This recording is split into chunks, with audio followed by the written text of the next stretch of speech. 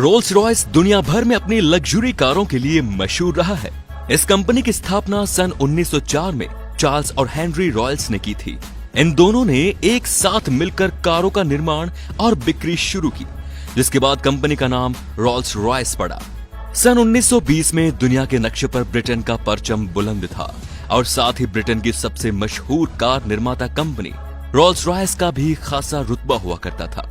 लेकिन एक भारतीय राजा की शान में गुस्ताखी उस वक्त की दुनिया की सबसे बड़ी कार कंपनी को भारी पड़ी, जिसके बदले में इस कंपनी की न केवल किरकिरी हुई बल्कि उन्हें लिखित में माफी भी मांगनी पड़ी।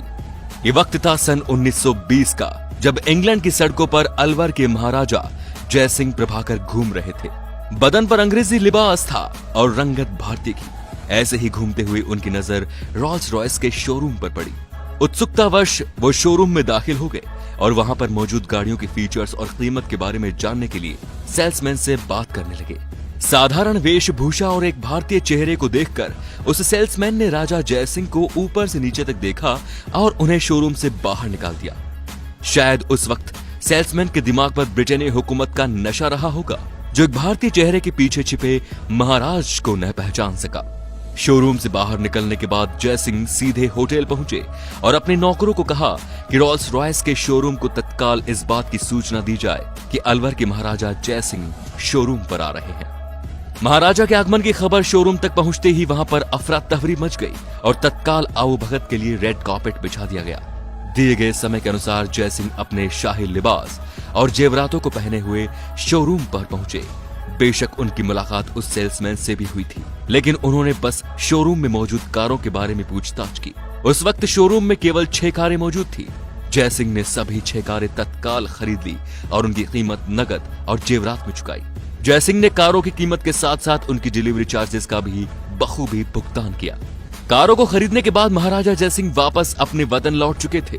रोल्स रॉयस की सभी 6 कारें भी कुछ दिनों बाद भारत पहुंची और उन्हें महाराज के महल में लाया गया। उस दौर में रोल्स रॉयस की कारें शाही शान की पहचान हुआ करती थी, लेकिन जयसिंह के जहन में अभी भी अपनी बेइज्जती का घाव ताजा था। उन्होंने उन सभी कारों को शहर का कचरा साफ करने के लिए म्युनिसिपैलिटीज के हवाले कर दिया और हर रोज ये कारें शहर का कचरा उठाने लगी।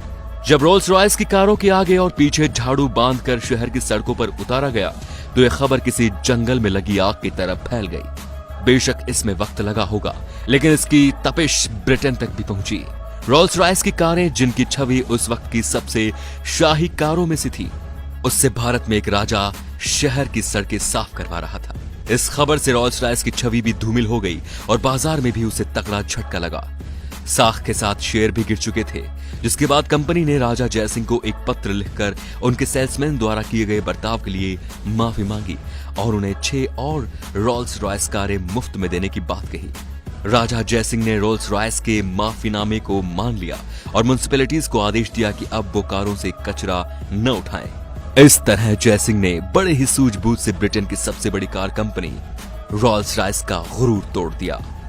तो दोस्तों, भारतीय राजाओं के शौक और रुतबे के आगे कोई कुछ नहीं।